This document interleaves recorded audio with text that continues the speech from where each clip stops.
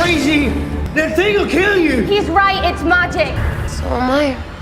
ही guys, तो स्वागत है आपका कैप्टन बीटू के चैनल में, जहां आज हम बात करने वाले हैं मिडनाइट सन्स के बारे में, जो कि एमसीयू में आने वाले हैं। और ये एक ऐसी टीम होने वाली है जिसमें ओरिजिनली तो सुपरनैचुरल रिलेटेड कैरेक्टर्स थे, बट बाद में जरूरत के हिसाब से किसी को भी उठाकर डाल दिया जा रहा था। हाल फिलहाल में मार्वल वालों ने इस पर गेम भी निकाला था, जिसका नाम मिडनाइट सन से मिडनाइट सन कर दिया गया था, क्योंकि भले ही नाम में SON वाला सन यानी कि बेटा था, बट इस टीम में डॉटर मतलब कि फीमेल कैरेक्टर्स भी थे। सो जो गेम आ रही है उसमें मिडनाइट सन्स नहीं बल्कि मिडनाइट सन है। सो जल्दी से कॉमिक ओरिजिन को जान लेते हैं, क्योंकि उनकी ओरिजिन बहुत ही सिंपल एंड हिस्ट्री बहुत ही छोटी है। सो कॉमिक्स में मिडनाइट सन्स असल में एक प्रोफेसी यानी कि भविष्यवाणी का नतीजा थे, जिसमें लिलिथ नामक एक बला को टालने की जिम्मेदारी मिडनाइट सन्स के ऊपर सौंपी गई थी। लिलिथ एक ऐसी कैरेक्टर है जिसकी स्टोरी इतिहास में खो चुकी है, जिसके वजह से उसकी कोई स्पेसिफिक या फिर कोई स्ट्रेट लाइन हिस्ट्री नहीं है। जो भी नॉलेज है वो टुकड़ों में है, जहां से हमें ये पता चलता है कि वैम्पायर की शुरुआत असल में इसी ने किया था। इसके अलावा एडम की पहली बीवी ईव नहीं बल्कि ये थी, और उसके साथ इसके कई सारे बच्चे भी हुए थे, जिसको किसी एंजल ने मार दिया था। जिसके बाद से उसने प्रण लिया था कि जिस तरह एंजल ने उसके बच्चों को मारा है उसी तरह वो ह्यूमंस को भी मारेगी, क्योंकि एंजल्स ने उन्हीं को बचाने के लिए लिलिथ के बच्चों को मारा था, प्लस उसको कैद कर दिया था। लिलिथ को रोकने के लिए उसको टियामुत नामक एक लेवियाथन में कैद कर दिया गया था, और भविष्यवाणी हुई थी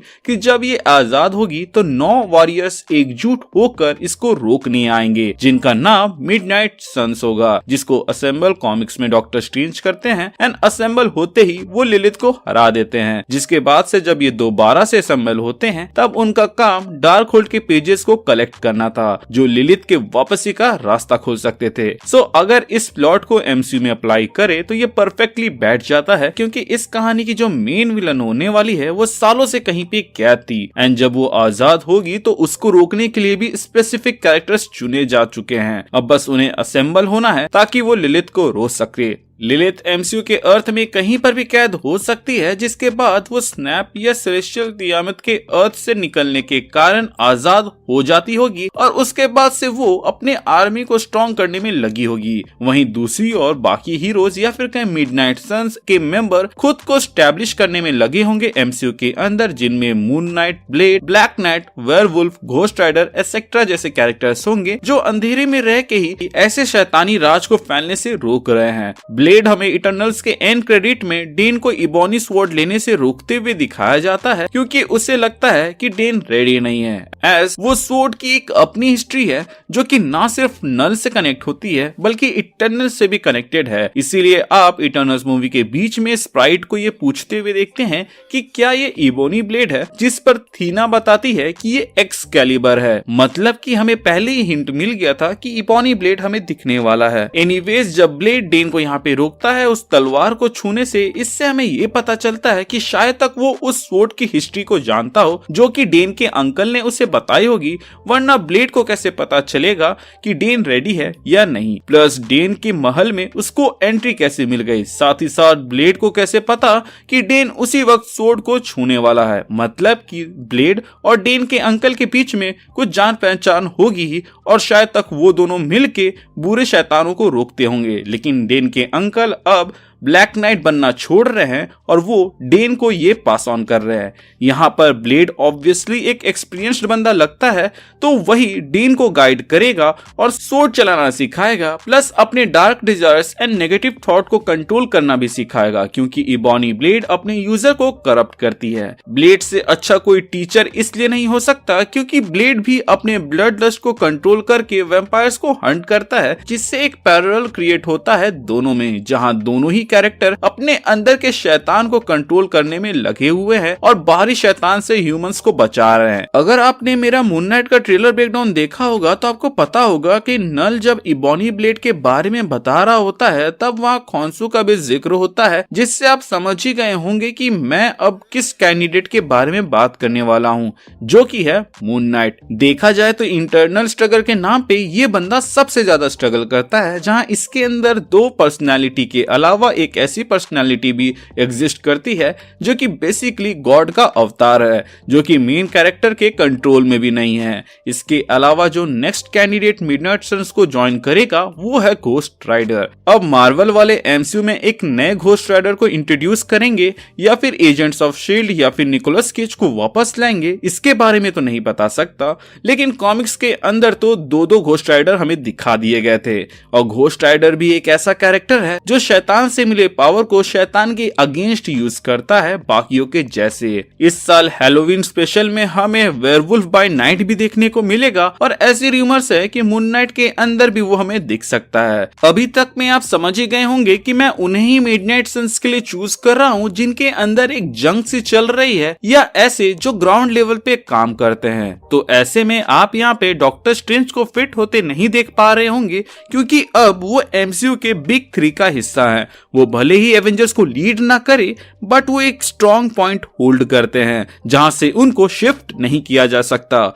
इसीलिए वो जिस थ्रेट से डील कर रहे हैं वो मिडनाइट सन्स के लेवल से कई ज्यादा ऊपर है, जिसमें फिलहाल के लिए तो वांडा है या फिर कहें स्कारलेट विच है। बट बाद में जब सब कुछ ठीक हो जाएगा तो स्कारलेट विच हीरो बनेगी, तो वो एक ऐसी कैरेक्टर बन सकती है जो मिडनाइट सन ज्वाइन करे, क्योंकि जिस तरह डार्क होल्ड से करप्ट होकर वो विलन बनती है, वैसे ही मिडनाइट सन्स की टीम में सब बुरी शक्तियों का शिकार होते हैं, बट वो लोग उनसे फाइट करके कम बैक करते हैं और फिर सही रास्ता चुनते हैं। मैं वॉन्ग को कंसीडरेशन में लेता, बट वो सॉर्सरर सुप्रीम है, तो उसके पास इससे ज्यादा जरूरी काम होंगे। बट फिर भी थ्रेट मिस्टिकल रिलेटेड है, तो एट मैक्स वो टीम असेंबल करने का काम तो कर ही सकता है, जैसे डॉक्टर स्ट्रेंज ने किया था ओरिजिनल कॉमिक्स के अंदर। मैंने अभी तक उनके ही नाम लिए हैं जो कि एमसीयू में आने वाले हैं या आ चुके हैं। अब अगर हम ऐसे कैरेक्टर्स की बात करें जिनके होने के चांसेस एमसीयू में हैं, तो उसमें Punisher, Man Thing, Iron fist,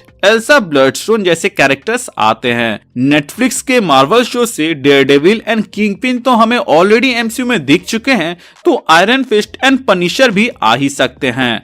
बचा मैन थिंग, तो वो हमें doctor strange multiverse of madness में दिख सकता है अगर नेक्सस ऑफ रियलिटी को दिखाया जाए। वैसे तो मैन थिंग अपने आप में एक सोलो मूवी या सीरीज डिजर्व करता है, बट देखते हैं मार्वल वाले क्या चूज करते हैं। मे बी अगाथा जिस खतरे की आने की वार्निंग यहाँ पे वांडा को दी रही थी वो कथॉन नहीं बल्कि लिलिथ है, तो ऐसे में एक स्ट्रॉन्ग कनेक्शन स्टैब्लिश हो जाएगा मिडनाइट सन्स के विलन एंड एमसीयू के अपकमिंग हीरोज के बीच। देखा जाए तो मार्वल बॉक्स ऑफिस पे मस्त कब्जा जमाया हुआ है, तो वो जो भी लाएंगे वो एक तरह से तो हिट होगा ही। तो ऐसे में उनको थोड़ा सा एक्सपेरिमेंट करना चाहिए और मिडनाइट सन को एक सीरीज या मूवी देना चाहिए जिसके अंदर प्योर हॉरर हो, जिससे एक नया लेयर आएगा। एज इससे पहले वो एक्सपेरिमेंट जब किए थे दूसरे मूवीज के अंदर, तो उसमें भी उन्हें सक्सेस ही मिला था। जहां पहले 2 थॉर की मूवीज का टोन बहुत ही मीडियम था, लेकिन थॉर रैग्नारॉक में उसको प्योर एक्शन कॉमेडी बना दिया गया था, जिसको लोगों ने बहुत ही पसंद किया और उसने मस्त पैसा छापा भी। इससे सुपर हीरो बेस्ड मूवीज के अंदर हमें डिफरेंट जेनर की मूवी भी देखने को मिल जाएगी, प्लस मार्वल वालों की कमाई भी हो जाएगी। खैर ज्यादा ऑफ टॉपिक ना जाते हुए कुछ माइनर चीजों को क्लियर कर देता हूँ कि इन केस अगर डॉक्टर स्ट्रेंज, वॉन्ग या फिर कोई भी मिडनाइट सन्स को असेंबल नहीं करता है, तो उनको असेंबल करने का इशारा एक मिस्टीरियस साइन से मिलता है जो कि अपने आप अपीयर हो जाता है जब उनकी जरूरत पड़ती है। मिडनाइट सन्स को एकजुट होने में अभी बहुत टाइम है, तो मे भी जब तक वो बने तब तक नए कैरेक्टर्स भी हमें दिख सकते हैं जो कि इस टीम का हिस्सा बन सकते हैं। आप क्या एक हॉरर सुपर हीरो मूवी देखना चाहोगे या नहीं जो कि मार्वल वालों की तरफ से मिले, मुझे कमेंट सेक्शन के जरिए जरूर बताइएगा।